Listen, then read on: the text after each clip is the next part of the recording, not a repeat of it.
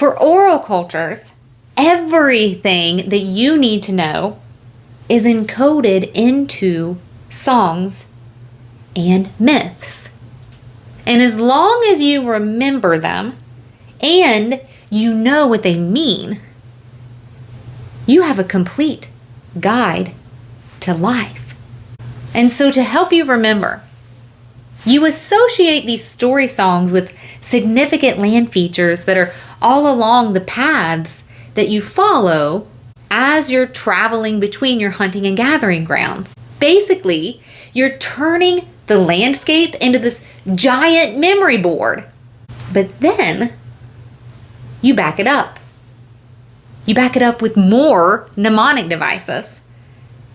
So you might assign a dance, ceremony, or a ritual with each and every site too.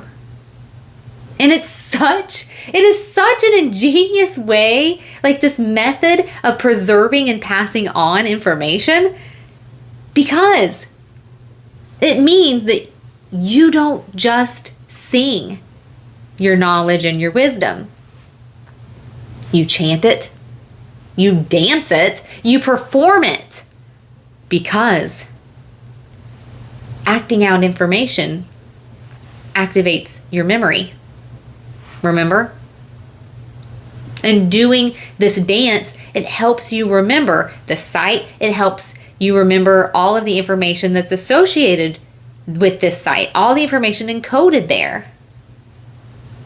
And what makes it even more clever is that by associating all these different mnemonic devices with the landmarks on paths that you know you're going to follow the same season every year, it means that you revisit those sacred sites, you repeat those same songs, those same ceremonies, those same dances, and you do it on a regular basis, which is kind of like setting a reminder on your calendar. And it means that you repeat this information, you refresh your memory. And it's hard to ignore something that's built into your way of life, right? Sound familiar? You know what I'm saying? So this is why learning about the Time Bridge report is so important. Because do you see what these are? Like, these are redundancies. These are built into your system. They keep you from losing this information. And our ancestors had figured this out who knows how many thousands of years ago. Do you see? Like, I really want you to see how incredible that this is. That all of these different ways of remembering, they're all interconnected.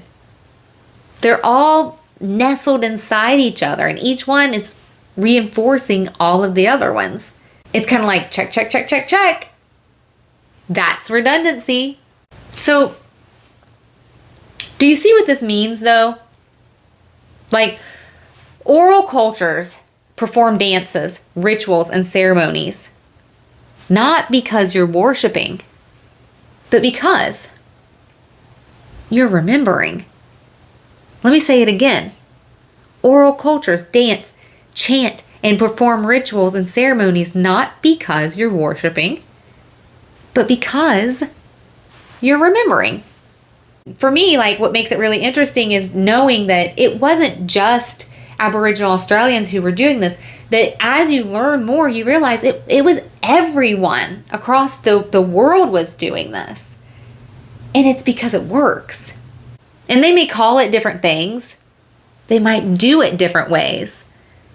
But, I mean, essentially, it's all the same thing. They're remembering. Like, when I was doing my research, I read how Polynesian wayfinders of the Pacific, they used the stars this way. And every constellation's story song helps you navigate the ocean.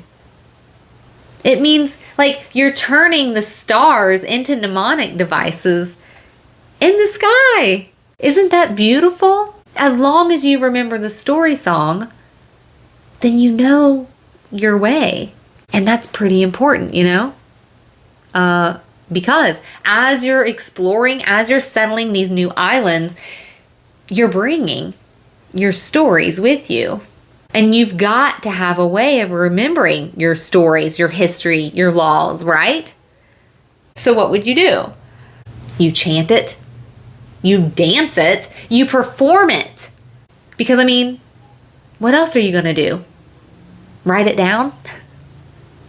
What I hope is that by explaining this to you, that what I have done is made, like, for example, the hula dances and the chants of the Hawaiians, I hope that they make sense. Now you understand they're mnemonic devices. Now here's what makes it fun, right? Hula is sending information in more than one language, one that doesn't even use words, because you tell your story using body language. Get it? Body language? You know what that means, right? If you connect all of this up, all of the things that we've been talking about, all of these mnemonic devices that were used by ancient oral cultures, the dances, the chants, the gestures, you know, even the music, the costumes, masks, all of these things multiply the effects for your memory. It makes those myths, it makes that information so much more memorable. And that makes your knowledge and wisdom harder to forget. Now we've come to this pretty important question. What happens when all of your knowledge and your wisdom is encoded into the landscape, but now you're settling? But now you're getting into agriculture. What happens then? When you're no longer going back to your sacred sites anymore? To answer those questions, you have to find out, how do myths, memory, and sending messages across time connect up with megalithic sites? Listen, if you love history as much as I do, and you want to know something you didn't know, you have got to hear the rest of the story.